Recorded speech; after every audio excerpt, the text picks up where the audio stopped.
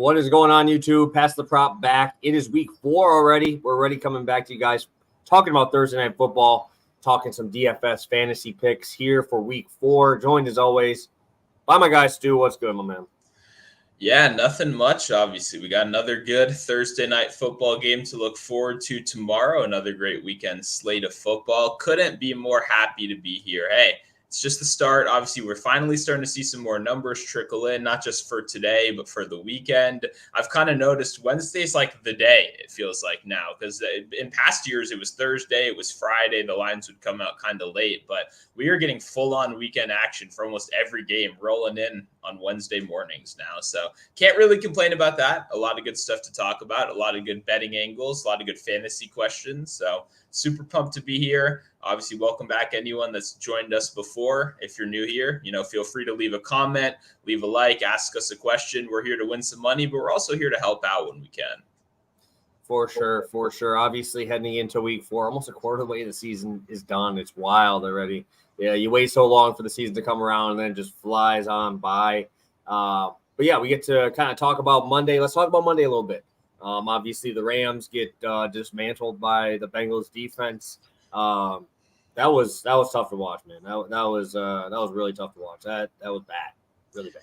Yeah, as guys that both of us had action on the Rams side too. Stafford just dropping back and getting nailed play after play after play. You'd think there'd be some kind of like, hey, shotgun, check the ball down. Shotgun, check the ball down. I'm not sure what's going on there. And then if you're in my Discord or, you texted me that day, you would have also gotten my anger at Raheem Morris, who his defensive game plan against a quarterback that couldn't scramble, he couldn't move around in the pocket, and he couldn't throw the ball down the field was to sit back in a cover 4 zone and let them dink and dunk their way down the field all game. Why the fuck was that the game plan? That was their game plan. That's what they wanted to do. When you have an injured quarterback, that was so clearly what they wanted to do from the beginning of the game. It's so clear that the commentators were even like, why is the defense letting them? Why is there no pressure? So I don't know. That was pretty frustrating as a Rams backer, someone that had a lot invested in the Rams. Seeing those first couple of drives, I'm like, Burrow's a sitting duck out there. All he can do is throw the ball 5 yards down. Let's send full pressure on half of the plays. And instead, they sat back in a soft zone and just got crushed. So rough game. I was a Rams backer, Rams survivor picker. A lot of Rams stuff for me. So that was a little bit disappointing. But I did, win my bets at least.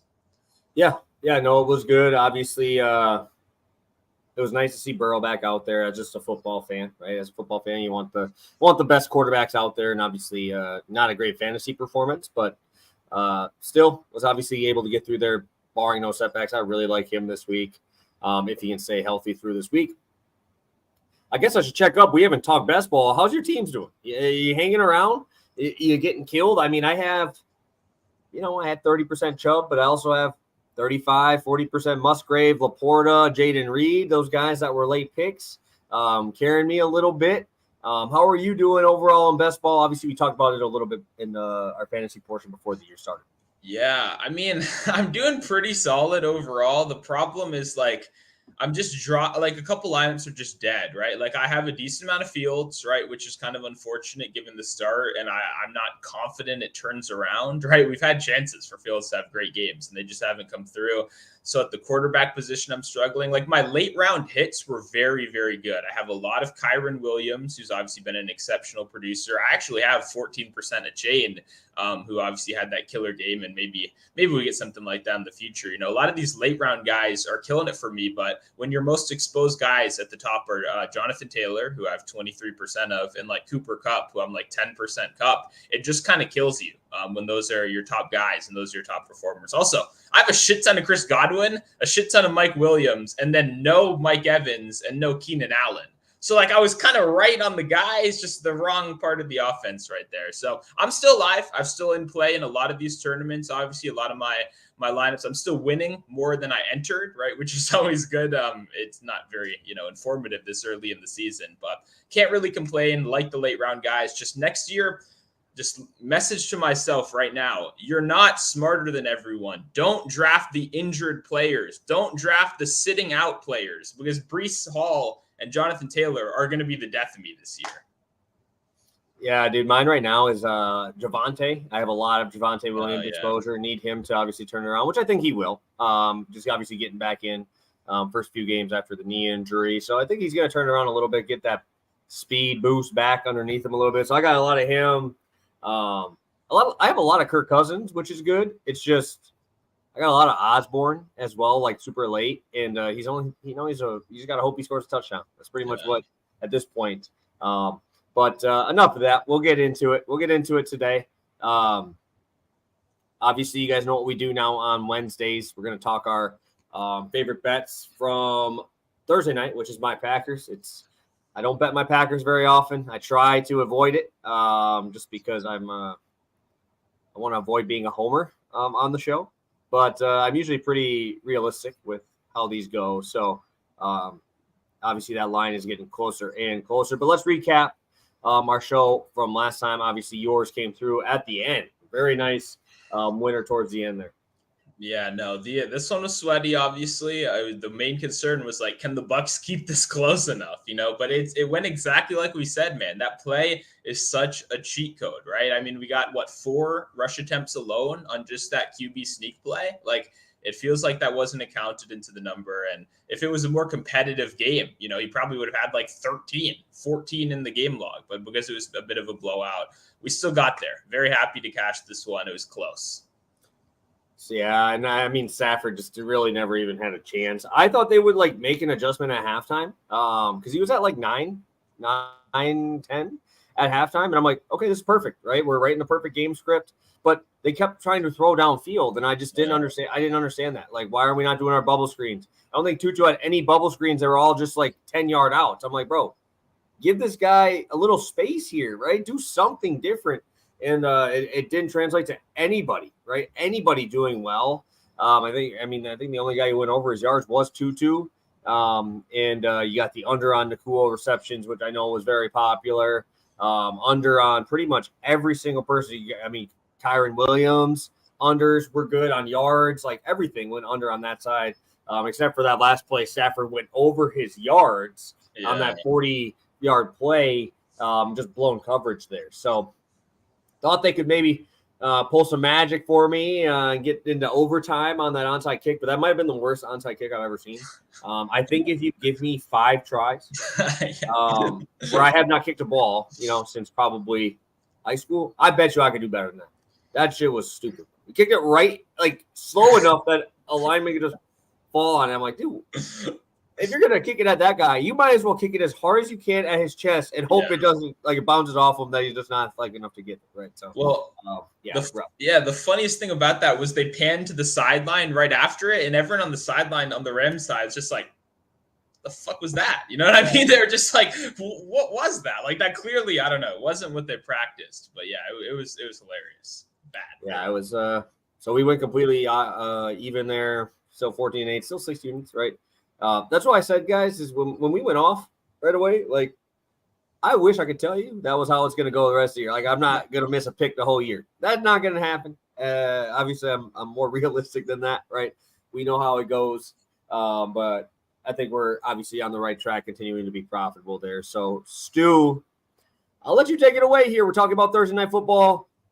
Excited to talk about my Packers in a game where everybody's going to be watching them. But I'll let you take it away. Obviously, I got a lot to say on this one, but I'll let you kick us off. Yeah, I mean, when we talk about what side of the game we like in this one, for me, it's pretty clear. I like the Lions, and I like the Lions a decent amount. Probably one of my favorite picks of the week. I think this will be a very good game. I think it'll be a very competitive game. So normally I don't love to pick the favorites when I do think a game will be very close. But obviously at the 1.5, we're seeing in most spots right now, you're not asking them to cover by margin. I don't know about you. When it's a -1, -1.5, I'll just take the money line at that point, even if you got to add in Sam Laporta to have 5 yards or whatever to bring it down a couple points. It's one of those situations where I like the Lions side. I think they're the better team overall. I think when you look at the trenches, that's what you want to focus on right here. I think the Packers are going to have some trouble running the ball. Obviously the Lions rush defense is the strong part of that unit, while the pass defense can be a little bit more inconsistent at times. And I think on the other side, this Lions offensive line is very, very good. And we've seen the Packers D-line be very strong so far, but I think this is going to be obviously a very tough test right here. In fact, I think it'll be their toughest test of the season. So it'll be interesting to see what happens with Jared Goff under pressure. I was checking out the pressure numbers before the game started. Jared Goff still does rank as a top 10 quarterback in EPA per play under pressure. I think it's mostly due to the fact that they like to get the ball out fast. They're not asking him to do too much. Just check it down to Amon-Ra, check it down to your running back. I don't think it'll be a super high-scoring game. So for those over-bettors out there, I'm not super interested in that 46 number. The Packers will always play at a slow pace. I've read some reports in this offseason. Maybe they're going to pick it up. Maybe it's going to be faster. They tricked me on that one. It's not been the case. They're the same Packers, kind of slow offense they have been. So exciting game. I think the Lions take the win overall, and I lean towards the under for sure. Yeah, we're looking at a 46. I mean, juice to the over, though, right? The over is at 46 on DraftKings is plus 112 or minus 112, minus 108 on the under there. Packers sitting at plus 100. I mean, obviously, I'm gonna pick the Packers in this spot. I think that that game last year that knocked the Packers out, I think that's gonna be coming right at them, right? They got to come out and show out there, dude. It is going to be so wild there at Lambeau on Thursday. I had tickets. I got to work, unfortunately, at night, so don't get to go. I usually try to make it to at least 4 or 5. But, dude, I like the Packers here, dude. I do, and I'm really excited to see Christian Watson make his rookie debut of the season. Obviously, seeing the rookie step up the way they have, I think is going to help down the stretch. Seeing Reed and Musgrave kind of take over bigger roles, right? Because if Christian Watson's there, obviously we might not have seen Jaden Reed much at all, right? But we saw a really good connection early on. Obviously, really like him. Musgrave might be the most bet person I've ever seen. My Lord. I don't know why. I understand. Yeah, I get it. Like the numbers are saying that, but if Aaron Jones plays and Christian Watson plays, like that's a ton of the offense. It's like 30% of the offense there, guys. So tone it back a little bit, man. That should not be a max bet that I'm seeing a lot of people say, like, everybody's like, Musgrave. I get it. But Jaden Reed's going to be the guy running across the middle now in those spots, right? Now we can not have him on the outside. He's going to go into where he actually plays, right? But he had to take a different role with Watson out. I like Musgrave. You guys know I got like 40% in best ball. But tone it back, man. Tone it. Like, you're bringing in literally like 2 huge points of this offense. If Aaron Jones plays, I might bet the under, to be honest, to be completely honest, because this number is getting inflated like crazy. So that was my rant. That was my rant of the day because I've seen people max betting that, right? How can you max bet that until you know those 2 are out, right? Like you can't. Whatever. I'm done with it. I'm done with that. I'm glad you brought it up. I was going to ask you literally as soon as you got done talking, I was going to ask you the same question. Like I've seen every guy in the world on Musgrave, and I know you're a Packers fan. I know you know these guys better than pretty much everyone. And I'm glad you said that because we're on the same page with this one. It's just, dude, how can you do it? It's like saying, "Oh, I'm going to take this guy to get a hit today," but not know who's pitching. It's like it's weird. You can't do it. That's like they're such a big part of the offense. Like Aaron Jones, if he plays this week, he's probably going to get 15 touches, right? And that's going to make this game go so much faster. Like, I think we get back to that slow Packer offense here because that Lions defense or that Lions offense is explosive, right? And that's going to be the worry part there. But I would definitely take the Packers defense over the Lions defense. I definitely would take the Lions offense right now. But that's what makes this one fun, right? And obviously we don't have Jair shadowing anybody, which I think he should, but I won't get into that either. But I think this is going to be a fun game. It's going to be a good one for everybody. I won't be betting the Packers money line. I never do that. I never, ever, ever do that. You've never seen me come on here and say bet Brewers money line. I'll say I like them, but I got too much heart in it. I know I don't want to just like lose money and have my team lose. Like that's like one of the worst feelings. Like, I mean, you know how it goes, right? You know how it goes. Oh, yeah. You got your team that you like, and I will not be betting on them this week, but I do have a couple props I do like, and I think this Packers offense will show out. I think they will show out here, and that's why I'm a little bit more leaning towards the over, in my opinion, because I think the Packers will score enough to make the Lions have to play that quick ball. I think they're going to have to make it into that shootout type game because I think Love will show out in this game. Yeah, well, it's interesting because to me, I don't know, like, I have a hard time seeing it go over just because I'm not super like I like the Lions to win. I like them in the trenches, but in terms of their skill position players, right? Like if Amon-Ra's still a little bit banged up, not 100%. We now have David Montgomery, who I think David Montgomery is important to this offense as a whole, but I don't know if he matches up against your team very well. We just kind of talked about this last week. I want those speedy guys on the outside making the linebackers miss. I don't want David Montgomery going like right up the middle for 3 yards, which we know is Dan Campbell. He loves that shit. We did it with Jamal Williams last year. Absolutely loves running directly up the middle. So for me, I almost see like both these teams kind of struggling on offense a little bit earlier, trying to throw the ball, maybe not working as much. And then I think I see maybe the Lions pulling ahead in the end. But for me, I don't know. I'm kind of really liking the under in this one. It feels like the more I talk about it, the more I have to play it in some way or another. Yeah, my thing is why would you get like if I'm thinking about this game in Lambeau like this, I'd be setting this at like 43-44, right? But if it's already up there, dude, they got to know something too. Like I think that this is going to be one of those that if the Lions get down, this could turn up pretty quick, and I think it turns into those big plays. We've seen the Lions give up big plays, and I'm about to talk about that in a little bit here with Jordan Love making these big plays happen. We got great yards after the catch, guys, and if the Packers can get points, man, if they can get points early, I think this is just going to go back and forth, and I'll be talking about Amon-Ra as well. Yeah, it should be a fun game. I don't want to go too far out into it because you guys know I'm already a Packers fan. Let's take a look at the chat, guys, and then we will get right on into our picks here for Monday before we get into our fantasy and DFS stuff. So let's take a look. We got Terrence in here, first guy in here. Let's crush week 4. Great game. Yeah, it should be a fun one. Probably one of the better ones. Obviously, Lions. Chiefs should have been a good one, but obviously with no Kelsey, it makes it a little tough. Let's make some money. Appreciate you, Joe, joining us. We got Vital in here as well. Matt, thank you for tuning in. Very smart guy himself. Hopefully we can get you some picks that maybe you can agree with us on there as well. I love me some Jared Goff completions, but I got to think about that one a little bit. I do like it, but I'm curious how that's going to go. I haven't looked at that one at all. We got Cashville in here. Hit that like button. The guys putting work to bring you winners. Go Pack, go, baby. I hope so as well. I do. We only bet Brewers money line when you go to the game. Hey, you know what's up.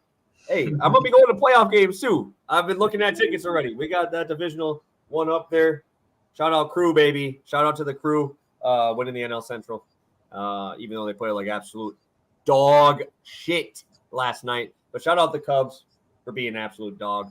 That's awesome. Hopefully you don't make the playoffs and the Brewers can eliminate you this weekend. Hopefully we never see the Cubs in the playoffs again. So prop-wise, I like both sides for players. Yeah. We'll be talking about it soon, but I had to get my dig in there because the Cubs find a way to be awful. The Bears find a way to be awful, and I am here for it. I love it. I love everybody talking about how they'd rather have Mr. Sam Howell over Justin Fields. Like, bro, come on. Bro. I'm watching these things online. Like, people are saying, compare these quarterbacks. Bro, you guys were just hyping this man to be MVP like 2 months ago, and now you're just going to throw him in the freaking shit. It just – whatever. We will get it going here. We will take a look at what you guys are bringing up there in a second. Stu, take us away with the first play. I believe you said it was a half unit, right? Correct? Yeah. Half unit for this one? All right, let's go. Yep, we're going Jordan Love to throw an interception, minus 135. It's currently the best price on Caesars. FanDuel has minus 136. So if you can't save that 1 point, no big deal. You can get it over on FanDuel. For me, this is an interesting one. And I think a lot of my plays kind of for Love and for this Packers team are kind of along the same lines. Like I like his longest completion. I like some of these longest reception guys for the wide receivers that you mentioned a little bit earlier, whether it be like a Reed or a Watson. But I also, for those same exact reasons, like the interception in a game where I expect them to really struggle to run the ball and Love to be forced to throw the ball a little bit more than he's been comfortable with, right? Last week, we saw Bijan Robinson held to only 33 yards. The week before that, we saw the Seahawks in a blowout, or not a blowout, sorry, a high-scoring game, like a great game script for rush yards, a great high-scoring environment, held Kenneth Walker to 17 rushes for only 43 yards in that one as well. And then the highest rusher in week number 1 was Patrick Mahomes, right? The quarterback. Obviously, Pacheco struggled. Edwards-Helaire had like 3 carries. It's just been nothing on the ground so far. And it makes sense when you look at what this Lions team's done. I talked about at the beginning of the show. You build through the trenches. You make sure that run defense is strong. And while Hutchinson is a good pass rusher, he's another one of those defensive line that is very sneaky, impactful for the run game as well, right? He gets out there, creates that edge, and helps those inside guys get the job done a little bit more. A stat I really liked to see last night was a very interesting one. I shared it in my Discord for anyone over there. It was about how aggressive a quarterback is, right? And it's very interesting, obviously, to look at these kind of numbers. But so far this year, right, when we look at, I want to pull it up so I don't fuck it up. The highest rate of aggressive throws into tight windows. Jordan Love is by far first. He's 30% of his throws have been graded into tight windows, while the league average sits at around 10%. When we look at a guy, Geno Smith, 9%, right? A Russell Wilson, 7.7%. The second closest to him is Joshua Dobbs at 20%. So he throws into tight windows at a 10% higher rate than any other quarterback in the league so far. Now combine that with the fact that he has the lowest completion rate over expectation in the league, which means a lot of the people that are charting these throws over at Next Gen Stats for Amazon are expecting them to go against him a little bit more in the future. Right? We're expecting a little bit more regression. We're expecting these defenses to maybe finally intercept some of these downfield plays. So I really thought that was interesting. Obviously, we got a guy that is throwing into tight windows more than any other quarterback in the league. And while that's a niche statistic, you can still apply a more broad statistic. He leads the league in air yards per attempt as well. So it's clear he's throwing the ball down the field. His QB ADOT is extremely high. He wants to make these plays happen downfield. These are also the great plays that generate interceptions as well, right? And like we talked about, you only need one opportunity for this. The final thing I'll talk about is the Lions, the last 2 weeks, have blitzed at a 32% rate and a 17% rate. Jordan Love only has a 43% completion rate when being blitzed this year, and that's even if it's an unsuccessful blitz. When we look at when he's under pressure, he only has a 25% completion rate this year, and that's when the interception came as well. So the pressure should be able to get to him a little bit more. I'm expecting them to struggle to run the ball, which should lead to more pass attempts. And then when he does throw, what we've seen is he likes to throw down the field, and he likes to be aggressive. For me, all those factors kind of come together and make the interception play very interesting for tonight. Yeah, for tomorrow's game, I definitely I don't mind it. I think we're kind of in agreement on what this game is going to be like. I don't think they're going to be able to run the ball either. That's why I like Jordan Love 225. This is actually plus 100 now, so I want to make sure I get that in there. I just grabbed it again at plus 100. Do like that spot. I do like what you were talking about there on a lot of these things that we're saying. My only thing is if Aaron Jones comes back, those are so many more dump offs, man. Like those are the ones that's the guy. We don't dump off to AJ Dillon. That man takes about 5 seconds to get going, right? That's why you don't see him break the big plays. What did we see in the Bears game? First half, they barely used Jones. Second half, they started putting him in the passing game. They got him in space, and then he broke off obviously the long touchdown, 86 yards through the air. Obviously had the 51-yard touchdown, which was awesome. Had the deep ball to Musgrave as well in that game. Obviously, I'm not comparing the Lions defense to the Bears defense. I'm just saying that's the only game we've seen Aaron Jones fully healthy and play the whole game. So just something I wanted to put out there because these last 2 games have been dogfights, 1-point games in both of them, but you really didn't have Jones at full capacity there. That's against the Falcons in Atlanta. And obviously last week at home against the Saints. Pretty good defenses there, right? I mean, at least on the run side. I think that the Packers are going to struggle again to run the football. But obviously, very good pass blocking team. They're very, very good. That's one of the things that they're built on is to protect the quarterback. If we do obviously get what's-his-face back, Watson, on the outside, even if he is a decoy, that's fine. But I do love those deep balls, man. He does a phenomenal job on those deep balls. I love it. 27% of his passes have gone for over 10 air yards. That's crazy, especially for an early quarterback here. We've seen him have 7. He's had 96 pass attempts. He's had 7 of them over 30 yards, 8 of them over 20, right? This dude is trying to push the ball downfield, which I love. But even if it's short, you have great yards after the catch guys, Jones, Reed, even Musgrave and a very athletic tight end. A lot of these guys have the ability to make those small plays into big plays. Amon-Ra has just been automatic for your boy here. Only thing I'm even worried about is that foot, right? I mean, if he's a little bit slower, that's really the only thing I'm worried about because he is going to get me 50 yards, right? He did miss last game against the Packers in Lambeau. But if you remember that game, they just ran the ball up the middle the entire time. It was snowing. I was there. It was shitty. So it's like that. You can't compare the two games because if you go to the game before, we're there in the Dome, he had 4 catches for 55. The game before that, 8 for 109 and a touchdown on them. He's going to be a tough matchup for anybody. It's just I don't think that the Packers are going to let themselves get beat deep in this game because we've seen Goff have the ability to run that play action when they get it going. So I think that these are going to be the underneath ones. Again, dude, this guy's automatic for 6 catches. I don't see him catching them for sub 10 yards every single time. So obviously love Amon-Ra 50 yards. It's just like a smash spot for me. It's just I want to get that 225, which is minus 150. You guys know we don't play that here. I don't roll that shit. So we're going to roll with Amon-Ra to get the job done as well at 50 yards plus 100 DraftKings Sportsbook right now. I really like this spot. Yeah, it looks like Jamrock says they got a 129 over on FanDuel. So that's obviously some mega plus money right there. So obviously, if you're over on FanDuel, definitely make sure to lock that price in. That's what we want to be doing out here because 129 is nice. I'm going to switch that right now because I don't have personally. I don't have FanDuel on me, or at least unless I, get across the border. I just got to go a little further to go to FanDuel. DraftKings, I can just use it on the app. 129. That's giving you a reason to cross the border, though. Yeah, I'm gonna have to fucking drive now. Fuck. I'm gonna have to drive for that shit, bro. 129, I'll take all day. Grab that one for sure. But yeah, I love this spot, dude. I think especially if they're gonna give me that price, dude, I might play it for more. Just because I'm only having to risk, probably 1.25 to pay out 1.5 units. Right? Yeah. I'm gonna get up there pretty easily, and I love this game script. You literally talked about it, and I do think they struggle to run the ball, especially if Aaron Jones is going to be limited. Why would I want him running up the middle for his limited touches? Yeah. Send AJ Dillon up there to eat 2 yards, right? That's what he's in there to do. I know he's trying to get a little bit more, but he never does because he's so damn slow. So if we do have that opportunity, I'd rather him in the screen game, right? So Same. Give me that opportunity. I hope that Christian, even if they're not fully healthy, even if they need to be decoys, sign me up for some Christian Watson and Aaron Jones. I think they're going to play. Just don't know how much or how effective they'll be.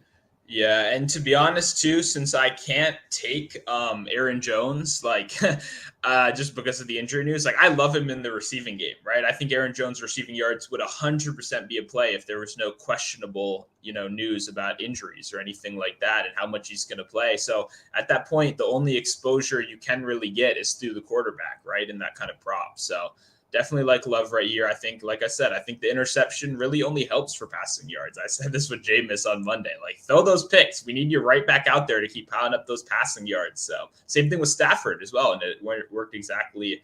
Yeah, I should just reference Stafford. That's what I was talking about on Monday. It went exactly how we said here, right? He threw 2 picks. It just forced him to get back out on the field and throw the ball more. So good for those passing yards. Yeah, guys, I'm seeing people message, why would I not just take it at minus 128? I was only on DraftKings, right? That's the only one I'm using. And it was minus 145, minus 150. And I like Love. I want to play him, but I don't bet that juice. I don't do it. Obviously, FanDuel had a better line. I was not FanDuel. So just heads up. That is why I know that people are asking. I just don't bet juice. I don't do it. It just is not what I like to do. So if you wanted to switch it up, that's fine. Bet this is a straight one there. But if you're going to give me almost 130, that's like an implied odds of what? 44% chance of happening, 43. I think that's going to happen at a 60% clip, especially in this game script with the Lions, tough offense. It's going to be a tough offense to stop. Yeah, it's a huge discrepancy on FanDuel versus DK, which, dude, if you guys think, I see Vital talk about it, there's a big discrepancy there. Wait till you look at college props, bro. They got somewhere it's 20, and I'm like, okay, we're good. I'm gonna go bet that one because, dude, there is some that are just wild. Man. My boy Roma Dunes, bro. I see him 14 yards difference. I'm like, what is going on? I'm like, I'm gonna hammer that over, dude. And the dude just, hey, bet Roma Dunes, dude. The guy is just automatic. Just a heads up. All right. So anything else you want to talk about here in this game? Obviously, you talked about wanting to bet the Lions money line and the under. Is there anything else you want to talk about here before we move on to talk about week 4 Sunday stuff? Yeah, I mean, I guess the only thing is, like, can I get a Josh Reynolds prop? Like, god damn, the guy's the wide receiver too, and the books wait until like the last minute every single week to post his lines. So I would prefer a Josh Reynolds line. I don't even know if I want to bet it or not yet. I just want to see the line so I can make a decision first, because obviously his longest reception's been great. You mentioned the play action game. That's like the Lions' only deep ball move. It's play action, and it's got to work. So he's going to be the beneficiary of that. And like you said, Amon-Ra will get all those checkdowns if he doesn't look deep. So, I guess we didn't talk about Laporta. I like Laporta. I assume you like Laporta this week. Are we going to get to play in him in any way? I know the Packers coverage linebackers are a little iffy, but the numbers have caught up, obviously. It's like 4.5 receptions now. Yeah, I ain't betting him. I love him. You guys know I love him. I bet him every week already. But I'm getting 3.5. I got 3.5 at plus money. I got 3.5 at minus 130. Now I'm having to eat 4.5. I know it's plus money, but I'm not touching that one. His receiving yards is now 43.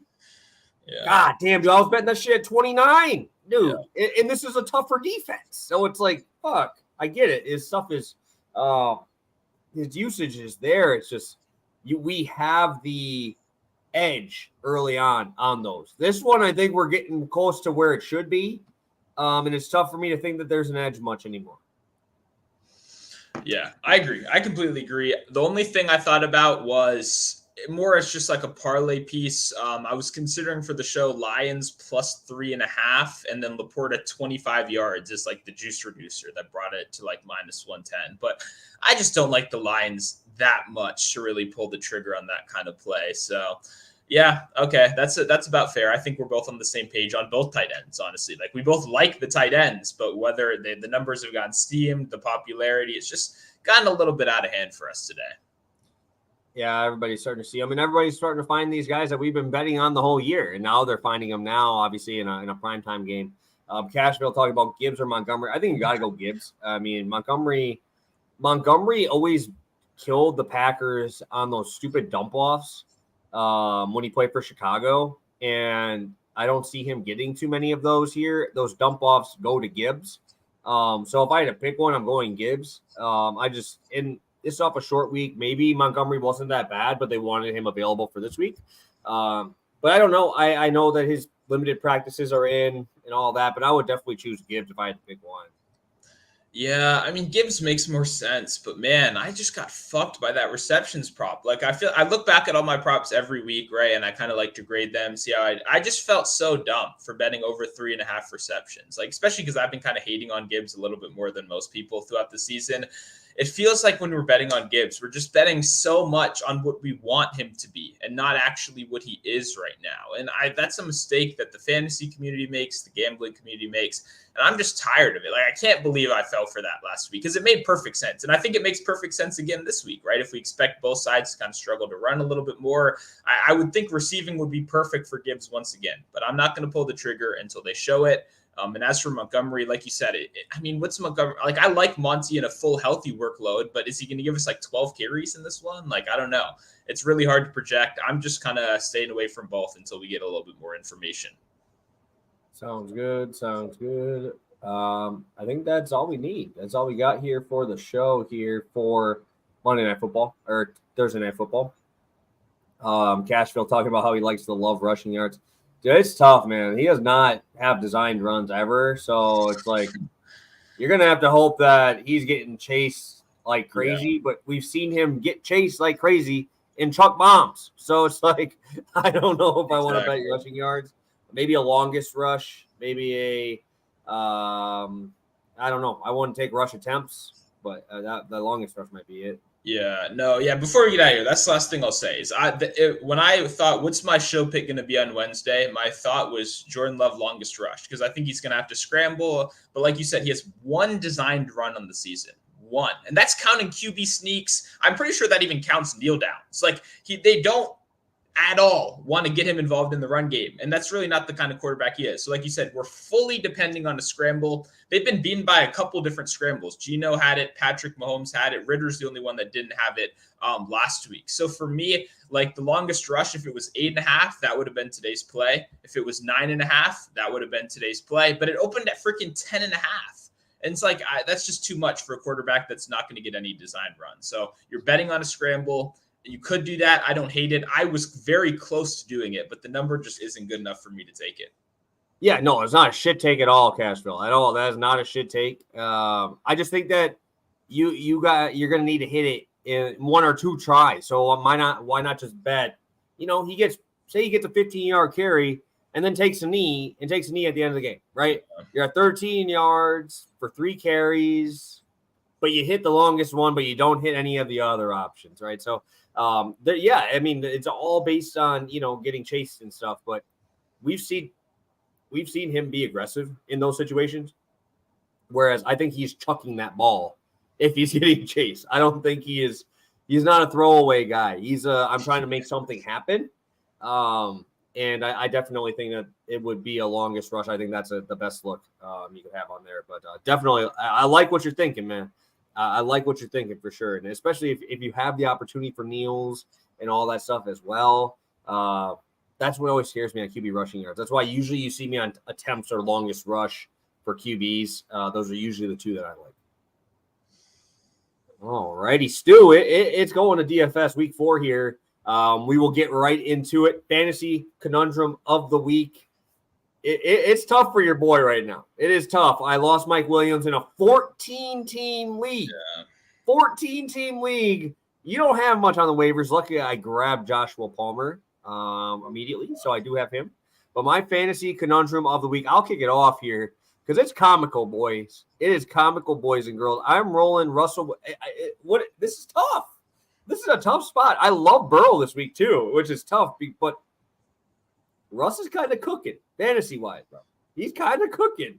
It doesn't look good, but he does the job, right? Well, who would you start if you had both of these? Mind you, this is a half-point PPR league, 14 teams. So I need my QB to be doing some things here. We need him to be kind of cooking here. The rest of my team, Gabe Davis, Ayuk now with no Mike Williams.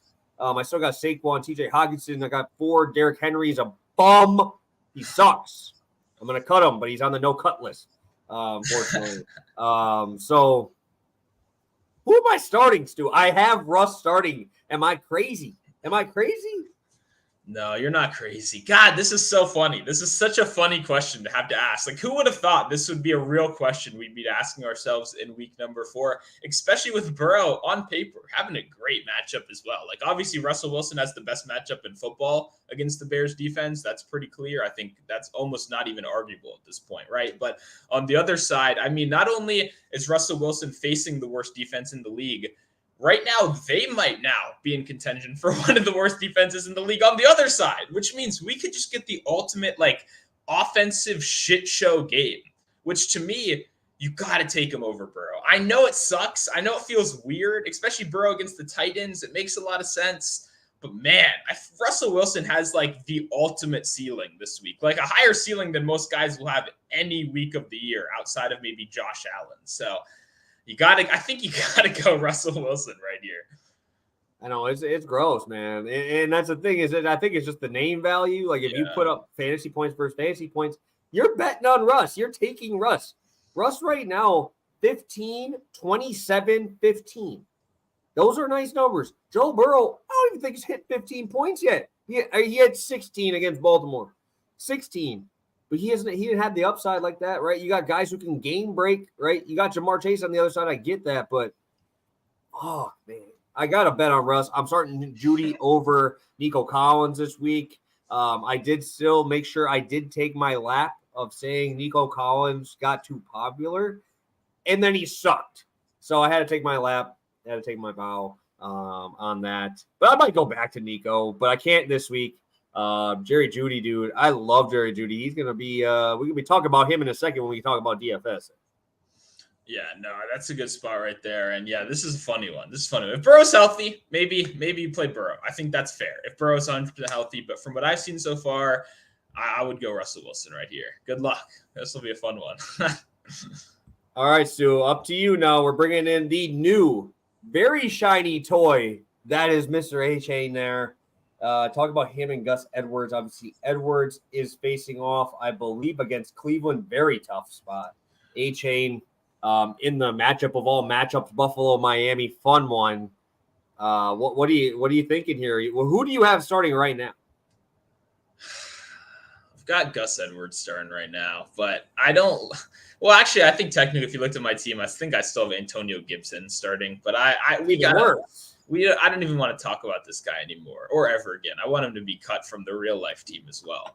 But even beyond that, this just sucks. My team is so fucking injured. Like my starting team, I'm starting in my lineup, not even the running back position. I'm starting Christian Watson and Jalen Waddle this week just because I have nobody else. So I just have to hope these guys instantly come back from their injuries. Obviously, I've been losing, as you can tell, based on all those injuries. I'm like 1-2 right now. Not a great start to the year. So I need points. And I don't believe in either of these guys, to be completely honest. Shane, obviously, people are going to go crazy about, but that was a garbage time performance. This is a guy that was legitimately a healthy scratch in week number 1, right? It's not like we can trust him to touch the ball more than like 5-6 times. And hey, when he does touch the ball those 5-6 times, it could be crazy. It could be super explosive. But like you said, the Cleveland defense is awesome. Like, I think the Cleveland has the best defense in football right now. I don't know if everyone's on that same page yet. I think they will be in a couple weeks from now. But how am I supposed to trust Gus Edwards in this situation? Like, it almost feels like I'm picking between like 6 points or like 4 point, or not even 4. A chain could either give you 1 point or like 14. So it's like, do I just shoot for the upside with a chain, or do I settle with Gus Edwards in like a rough matchup today? Yeah, it sucks that Edwards really doesn't catch balls either. But funny part is I always look at the boom bust thing on ESPN. They always give you the boom bust, and I'm like, dude, this got to be like 3-1 that A-Chain bust, right? And I was fucking close. 26% it has on the bust, 10% boom, and the boom's only 13 points. So it's like, that's tough. Obviously, I do not envy you or your injuries. Just hopefully, can you pick up Josh Palmer at least? Maybe throw him in your flex or something, or. But then even that, am I supposed to start Josh Palmer over Christian Watson coming back from injury? Well, Waddle's good. He practiced today. Yeah, Waddle. But Watson. He's locked in. Is still in my lineup too. Do I start Palmer, who sucks? Like, Palmer sucks. If you watched the show last year, you already know he sucks. But if you're new this year, I'm just letting you know now. He sucks, right? Are we picking him, who actually will have volume? I don't know. Or dude, it's tough though. I want as much exposure to that team as possible, dude. Herbert just gets it and chucks it, and I fucking love that. I love that so much. I bet he's picked up though. If Palmer's on the waiver, that'd be crazy. I think I would have already put in a priority for. But I was only looking. No, you hate him though. So you just once you saw him, you're like, no, I can't. I hate him. That's fair. That could have been true actually. But yeah, either way, obviously, if you guys have any fantasy conundrums, I see people in my Discord talking about them all the time. Drop them here. Feel free to put in our input on it. We know everyone's dealing with that. It's the fun part of fantasy football. You got to make some awful decisions sometimes. Close your eyes and hope for the best. And hey, we could be saying all this stuff, and Gus Edwards could, get a nice 2-touchdown game somehow this week, and it could all be fine. So we'll see how it goes. 12 carries, 6 yards, 2 touchdowns. That's what yeah. On that one. So we are good on our conundrum there. We just have one last portion to this show, and that is our favorite DFS spots. We talk about our favorite games and all of that fun stuff on Friday's show, so make sure you don't miss that one. Obviously, Friday's show is probably our biggest show. We're giving out 4 picks, long shots, all that stuff. But let's first talk about our DFS spots. First, though, hit that like button, guys. Hit that like button. Still got 30 of you guys in here. We talked about that a little bit earlier, Vital. I just said Gibbs just because I don't know how healthy Montgomery is there. So that's who I would go with if I was going to bet on anything. I didn't even look at his props personally. Yeah. But I don't think they're up. I don't think I haven't seen anyone anything. drafted. They don't really have anything up right now outside of Laporta and Amon-Ra. But that's what makes it tough for us guys. We do the show at scheduled times here, so if there's better lines that come out tomorrow, hit it then, right? That's the tough part when they're withholding a lot of stuff from us. But yeah, let's get into our favorite high end. Stu, we got some big total games here. But you got to make sure you try to get away from that ownership here. So let's go to our high end guys. Yeah, for me, this is an interesting one. Obviously, I was looking at explosive plays allowed before we got on the show. And one team that kind of caught me off guard, despite being a pretty strong defense so far, has been the Tampa Bay Buccaneers, who are bottom 5 in explosive plays allowed in the passing game so far this year. A lot better in the running game, even after that kind of rougher matchup against DeAndre Swift. It's still a good running blocking unit. You just got to remember that the Eagles' offensive line is on another level, right? Those holes they were opening up against the Bucs are bigger than we've seen in years against that team. So for me, overall, I think the running game kind of continues to struggle against the Bucs. Even Kamara back with his first start, I believe, right? He'll be coming back this week off of the suspension list. Even then, that's still one of those situations where he's slowly being worked back into the lineup. And we've got another group of inefficient running backs behind him in Tony Jones Jr. and Kendre Miller. So for me, I think this profiles as a little bit more of a pass-heavy game script right here. And I know Olave is just not going to be owned at all. Like, I truly believe no one is going to want to play Chris Olave. When you look at the numbers, Jameis Winston starting, that's disgusting, right? The backup quarterback is always never going to be fun. But I think a lot of people might look at them losing last week and maybe forget what Jameis Winston has given us when he has been a starting quarterback, which has been some pretty freaking awesome performances over the course of time. So for me, I think Olave possesses game-breaking ability or slate-breaking ability, right? Where he's one of those guys. He is a deep ball wide receiver. He's consistently targeted down the field. We know Jameis Winston can support that, right? If there's one thing Jameis Winston has shown in his career is he can throw a pretty nice deep ball from time to time. One of them might get intercepted, but like I said, that'll just force him to get back out there and throw a little bit more. I don't think Olave is going to be popular whatsoever. I don't think people are going to like the price. They're not going to like the backup quarterback. I don't think that they'll recognize that Tampa Bay is actually a pretty solid matchup for a guy like him. And I think it'll turn out to be one of those situations where he has slate breaking upside. No one's going to play him. I want to get some exposure there. Yeah, man. I always like going to those types of guys in these types of games because no one wants to look there. You got some fat 50-point totals, and you're like, oh, why not just take the number 2 receiver in this game, right? Because it's in a game with a 54-point total. But you get a guy with the volume that he has. Dude, I don't care if Jameis is playing, man. Jameis is my guy, bro. If Jameis has to play, he is my boy.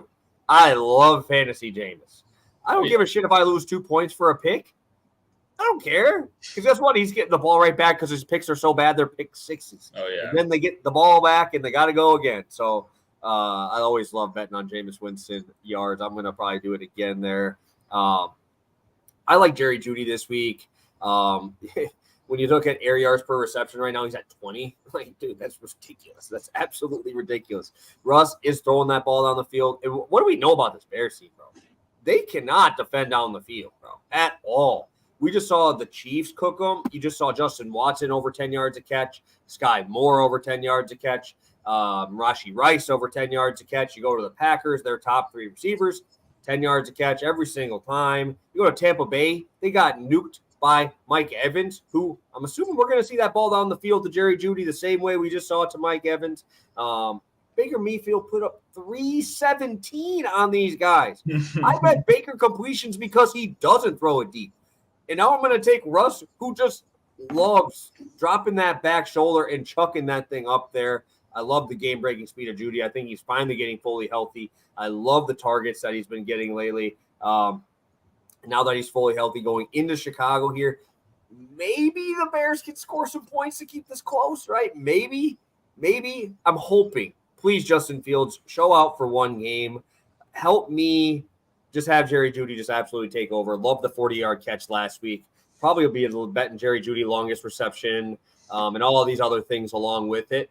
But 6,600 is cheap as hell. That is right around all of these other guys in that middle tier that everybody's going to want to bet. You know, in that Miami game, people, why not pay a little bit more and get to Waddle, right? Why not get there? Gabe Davis, 6K. Why not play him, right? I love I love Gabe Davis. But I love Jerry Jeudy a little bit more this week in this match. This is awesome. Yeah, no, I like this spot a lot. And I do think one thing we've kind of talked about in the past with DFS is it's important to kind of like leverage against what all these big optimizers are going to be doing. And I know, like, based on everything I've seen this week, that Marvin Mims is going to sneak into being one of the most popular low-owned plays we've seen in a long time, right? For a guy that is only playing 25% of snaps. I mean, when you look at the DFS community, I've seen like 80 million tweets about Mims already. These are guys that loved him preseason, right? You kind of have that added momentum of wanting to carry it over. I promise you, a lot of these big, awesome, low profile pictures, not that there's anything wrong with this, by the way. I'm just kind of stating my opinion on the slate. No hate at all. I think Marvin Mims has a lot of potential, but I think he is going to be really popular because everyone loves that like hidden gem kind of play, especially when they're cheaper, especially when we see all this upside. Mims has obviously had a bunch of great plays so far in his limited action.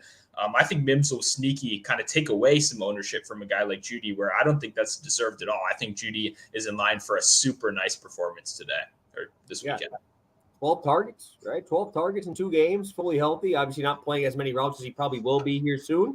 Yeah. So hopefully he's getting fully healthy, but 6,600, bro, for the talent for this matchup. Like, is there a better matchup maybe outside of Minnesota, like, than the Bears? I don't really know. I don't think so. Because at least the Bears, like, I mean, their offense is dog, at least against good defenses, but Denver ain't a good defense. Like, at all. Their defense just gave up 70. And they would have broke the record if Mike McDaniel would have just kicked the damn field goal. I wish he would have. Just put the Bears a little bit more in their misery. But please, Bears, score me like 20, dude. Just so they have to keep chucking, dude. Because Russ, he wants to cook. And this is a game where you pad some stats. So pad him up, Russ. 4 tutties. 3 of them to Jeudy, and maybe an 80-yarder to Mims just because. I don't even care. But just let Russ cook, baby. Let Sean Payton, let him cook, bro. Listen to the show. Let him cook. Let's go to some cheap stuff. Oh, man. Yeah, for me, I'm going to be doing something I don't think I've ever done on this show, which is talk about a defense for the cheap portion of the DFS targets. I mean, I even said this obviously before I realized how freaking cheap the Browns would be. I believe when we went through this before the show, you said they were the 14th cheapest out of all them, or 14th most expensive. There's only like 6 teams lower than that. 6 teams lower than the Browns, which, I mean, is insane. If you've watched the Browns play so far, they are the best defense in football so far this year. You can say, well, okay, maybe that'll change in the future. But to me, of everything I've seen, this defense is insane. You obviously have the line, right? We knew Myles Garrett was going to be the strength of this team. You know, anytime you can get Myles Garrett against a lackluster offensive line, you want to take advantage of that, right? But the secondary has graded out as a top 3 secondary in every week so far this year. And with their new Jim Schwartz-led defense is really prioritizing this aggressive man-to-man defense. We're going to go out there and we're going to let our corners win on the outside. And it's going to be up to them. If they win, our pressure is going to continue to win, and we're going to continue to dominate. And that's been the case, including against some really good wide receivers, some really good quarterbacks, right? Joe Burrow in that first game was obviously the most notable example. One of the best quarterbacks against man coverage in those one-on-one situations, obviously, and got absolutely tore up in that game. So for me, this Browns defense has a lot of potential to absolutely break this slate, especially at this cheap price point, right? We've seen Myles Garrett have 3.5 sacks himself last week. And this is a Ravens offensive line that is obviously historically a strong unit, but they're down 2 starters, right? This is a unit that's been injured so far this year. They've been beaten up.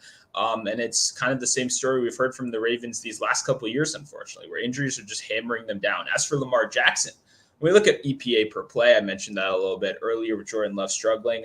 Actually, Lamar Jackson in regular conditions rates out as a top 10 quarterback in EPA per play. That's awesome, right? Why am I bringing that up? Lamar Jackson is the worst quarterback in football when under pressure so far this year with a minus 0.98 EPA per play. That is worse than any starting quarterback in the NFL this year. And it's kind of tracks, right? If you've watched him under pressure so far this season, it's been awful. It's led to almost all of his interceptions. It's led to some fumbles. For me, I think that's where this kind of tears apart, right? Lamar Jackson in a clean pocket is awesome. Lamar Jackson under pressure is not awesome. I don't think Lamar Jackson is going to be awesome this week. I think this Browns defense is going to continue to show out. You're down 2 wide receivers, right? Or at least Rashad Bateman doesn't exist anymore. I guess he's not injured. He just doesn't deserve to play. I don't know. So it's like, am I trusting Zay Flowers, a rookie, to consistently win on the outside? Possibly he could have a good game, but beyond that, Nelson Aguilar, is that really right? Is that Devin Duvernay? Rashad Bateman only playing 30% of snaps? This just sets up as Cleveland having an awesome defensive performance. I'm going to be playing them in pretty much every DFS lineup I make this week. Yeah, bro. And mind you, I'm doing this one as a cheap one. Jacoby Myers, 5,500. This is if Jimmy G plays, okay? So I'm not playing him if he's not. But I know he's still in the concussion protocol. Everybody wants to talk about that. But my God, bro, this dude is awesome, man. I've played him so much in DFS when he's played 22 targets in 2 games. This dude is just eating targets up, 24% target share. I don't even know if that might count the game he missed. So he might be actually over 30% if you take that game out, right? Fully making only playing 2 games in there, 16 catches. What I really like, though, and I didn't think I when I saw this number, I was baffled. 2 games. This man has 5 red zone targets. Ooh. Who would have thought that? You got Devontae Adams out there. Yeah. But they're double teaming Adams, right? You double team Adams in there. He has 5 red zone targets in 2 games. Like I said, that's wild. 5 is a lot in 3 games, right? In the season already, right? That's a lot on the season here. Like I'll look at it right now. You look at it, Devontae Adams, 5. Tyreek Hill, 7. Tyler Lockett, 6. Romeo Doubs, 5. Those are the only people higher or tied. And they all played 3 fucking games. He only played 2. I'm all in, Jacoby Myers. Please, Jimmy G, go home, sleep in a complete dark space. Get yourself healthy, baby. Close them eyes. 10 hours this week. Get 10 hours of sleep. Drink your fluids, some Gatorade. I don't care what you got to do. You got to get out of that concussion protocol so I can bet on Jacoby Myers when nobody else wants to do it. I will be all over it. I'll be betting him touchdown, receptions, yards, and he'll be in DFS. I love Jacoby Myers this week. Absolutely fucking love him. But if he doesn't play, I am not betting on Jared Stidham, bro. I ain't betting on those guys, bro. He's gone. He's gone. Get me out of there. It's Brian Hoyer, followed by Aiden O'Connell. Is now there. Stidham still there though? No, he went elsewhere. He signed with someone else. Denver.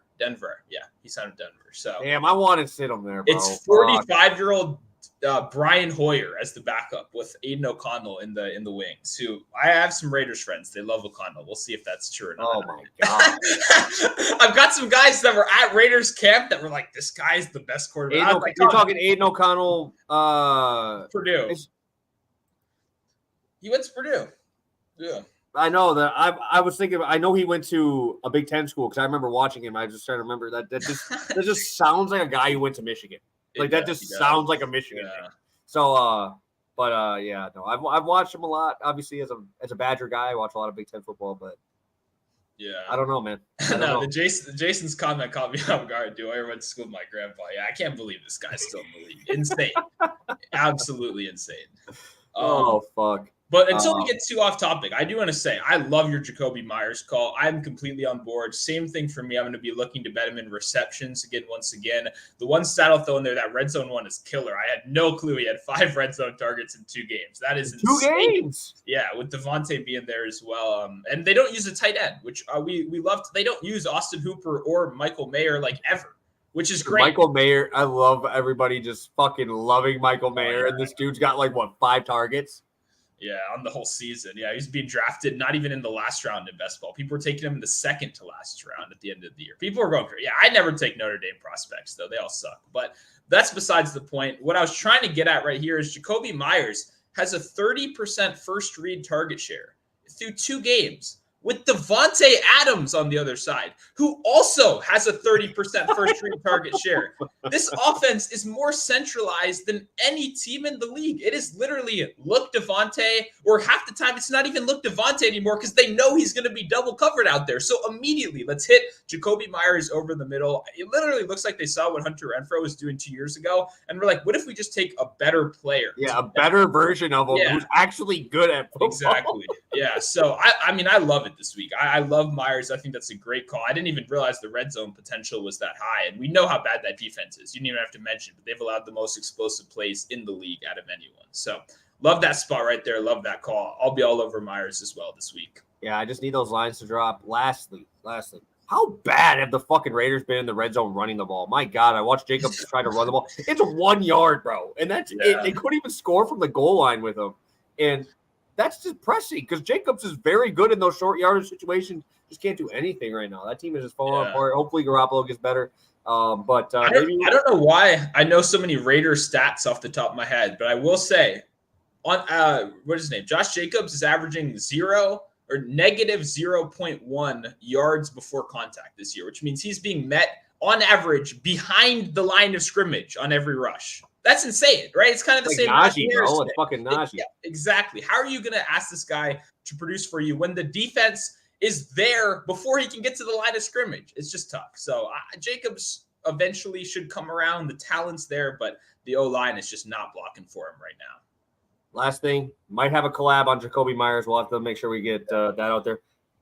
For your thing, just got the update. Justice Hill doesn't practice today. Odell Beckham Jr. doesn't practice today. Rashad Bateman don't practice today. Yeah. Fuck, dude. Browns might score 20.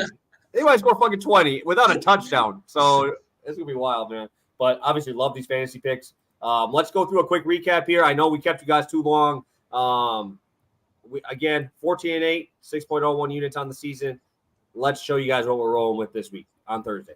Yep, we're starting at half unit spot for me. We're going Jordan Love to throw an interception, minus 135 over on Caesars. And I will be rolling with Jordan Love, Amon-Ra, plus 129 there. That is going to be FanDuel. I know if they keep lowering these lines on Jordan Love, I'm going to hit them straight as well because I do really like those spots because on DraftKings, this was only plus 100. So let's take a look at the chat. I've seen it's going crazy. Famous Jameis. We love Jameis Winston, baby. Dude, he's going to have a 40-yard A-dot to Chris Olave because that man can catch it with one hand. So shout out Chris Olave for being a savage and continuing to carry my team, baby. I have Justin Jefferson, Chris Olave, baby. We love that. Whoa. Did you just see what happened? What? Whoa. God damn. Wait. Let me open my Twitter. Okay, I'll let you react. Is this like just open up? Whoa. Oh, fuck. God damn. Wow. We might need to get a video clip of that shit, bro. Fuck. Oh, my God. Wow, my heart stopped there. I was what? That's my only thing now. Like, what do we give up? Holy fuck. Oh, my God. So, Drew Holiday is gone. Is it? Is he gone? Yeah, he just quote tweeted. It says Lillard goes to Milwaukee as a 3-team deal with Drew Holiday, DeAndre Ayton, Chiumi Kamara, and a 2029 unprotected firsts. And then you guys are going to swap in 2028, 2023. Phoenix lands Nurkic, Grayson Allen, Nasir Little, and Keon Johnson. So it looks like you gave up picks, Drew Holiday, and Grayson Allen for fucking Damian Lillard? What the fuck? Wow. And you guys are probably with one of the biggest Bucks guys on Twitter here. For real. Good thing we didn't end early. Shout out Jacoby Myers for making me talk about you long enough to be on stream for that. Holy fuck, dude. Yeah, I gotta get you to do a little video cut into that because holy shit. So are you hey, watch that right Bucks. now? Let those Bucks fucking odds be like what? What are they gonna be to win the East? Holy shit, dude. Boston's probably about to get fucked up. They ain't gonna be close. They kept Middleton, right? Yeah. So Dame, Middleton, and Giannis is insane. Oh my God. Wow. I don't even understand. Why did Bucks out here fleecing right now? They're out here fleecing. Damn. Apparently the Blazers are gonna try to trade Drew Holiday instantly too. That's what it says. But dang. Dude. Oh my God. What a blockbuster. Oh my God. Wow. Bro, how did that even happen? Bro, I didn't even think about it. Like everybody was talking about this. I'm like, yep. I didn't think there was a chance. I've heard rumors, but I didn't think there was a chance. I love Drew Holiday. Shout out Drew Holiday. I love that man. Yeah. He's been fantastic for us. But my God, dude. The thing is Giannis is a good passer as well. You can have Dame off ball here. You have Dame off ball. You have Connaughton in the corner. You have Middleton shooting 40% in the corner. And you got Dame who shoots fucking 50-footers. Imagine the spacing. You can't put people in the paint no more on Giannis. And then you got Brook Lopez. What the fuck are you going to do? What are you going to do? Well, oh, my God, bro. Why would the I can't wait to wear a Dame Lillard jersey. I'm pissed. My birthday was yesterday. I would have got a jersey. Fuck. Hey, this is a late birthday gift if I've ever seen one. Oh, my God. I'm pissed. I would have asked for a jersey. If I would have known he got traded a day before, I would have got that for my birthday. I would have said, hey, that's all I want. Wow. God, damn. I mean, just looking at this real quick, Underdog just put out the tweet. Why the fuck would the Suns do this? Like, the Suns got... They just want to get rid of Ayton, bro. Yeah, but they got Nurkic and Grayson Allen in return for giving up their center. Like, and you not only to do that, I know it's only going to be the finals, but you gave your number one competition, arguably one of the best players in basketball, to now beat you within the finals, right? Like, can we not root for Suns? Can I bet Bucks Suns exacto finals? Does anyone have that yet? Like, oh my God. Wow. I don't even know what is. Oh my God. I just had a sweet holy fucking shit. What is going on? Oh my God. Hey, good. Hey, this right here is why you guys are happy that we haven't gone and we're not working for nobody, because nobody else is dropping MFs on their damn stream when they have that. Because I don't think I could have held myself back on that. Oh my God. Find right there. Oh my God. All right. Well, I think we're good to go. We got 35. We got more people coming in now that I got this shit going here, but my God. Holy shit. What are the Bucks odds now, bro? Dude, I don't even know. What would you give the Bucks to win the East right now? Like, it's gonna be so low. Like, plus 200? I don't know. Like, tell me how the Celtics. The Celtics are still there. So that's how they beat them though. Well, that's what they did. All they did was sit a guy in the paint. They just sat an extra guy in the paint. How are you going to sit off a Dame? I don't even. That's you gave him literally the second best shooter of the deep ball outside of Curry, with a guy who you can't single-handedly get on one-on-one, and you have a 3-point shooting center. That's a 2K combination. That's like, that should only be allowed in 2K. This is insane. Like, the fact, out of all the teams, I didn't even hear the Bucks like mentioned. I heard obviously Giannis was kind of maybe thinking about re-signing elsewhere. He ain't going nowhere no more. He's not going anywhere. The Bucks heard that, man. They heard, you want to leave? You don't think we have enough stars? How about we get you the best free agent that's going to be on the market in the next 10 years? Oh my God. That was the thing. I heard him on that one. I don't know whose podcast it was. And he was talking about that shit. And he's like, I want to win. If they're not interested in winning, I'm out of here. And then we go get that shit, baby. Oh, I'm so pumped. I was about to say something that I wasn't going to mean, so I'm going to hold back. But let's get through the chat, and I'll get you guys on your way. I'm going to have Stu do his video editing shit or whatever he does. Because I haven't reacted on a stream for that. The only other time I did that was the Jordan Love draft. Yeah. I was on a live stream and I was like, what? Because I traded up to get Love and I freaked out too. So this is probably the second best you're gonna get of a natural reaction. I'm happy you let me look at that. Shout out, wow, we got there. OMG. Well, stabilizer. Nice. Hey, nice to say. Hey, I'm happy to see you here. I didn't know that was your name on here, so that's good to know.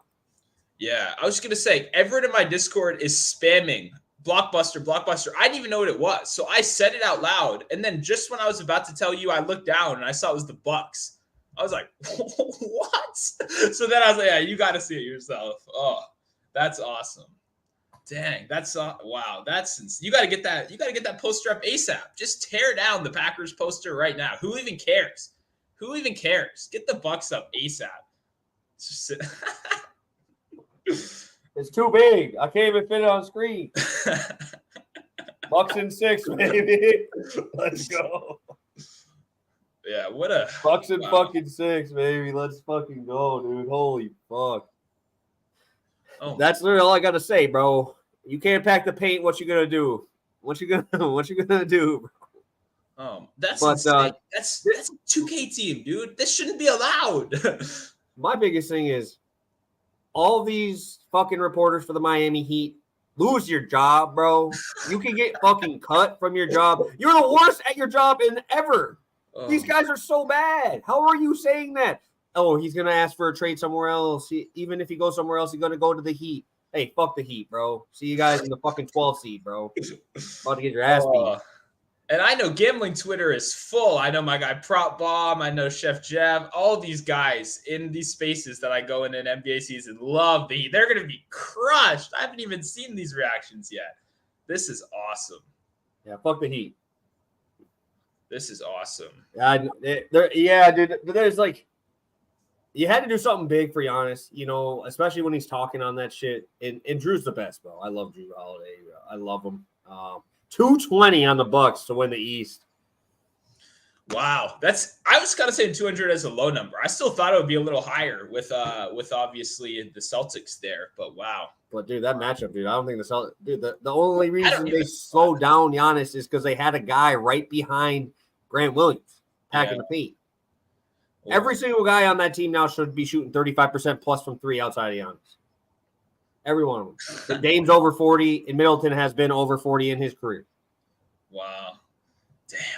This I don't even understand how this happens. Like this is wow, that's such a stacked team. Well, that's awesome. I'm gonna have to be a Bucks fan this year. Send me that flag. I'll put it right next to the Washington one. Only thing I'm gonna say. This is the last thing. It's tough for my wallet right now, bro. Because I'm about to have to drop a bag to go to one motherfucking game. And it's going to be against the goddamn Pistons, bro. And it's going to be like 400 being sitting up top because of Dame. But I got a lot of friends who work for the Bucks.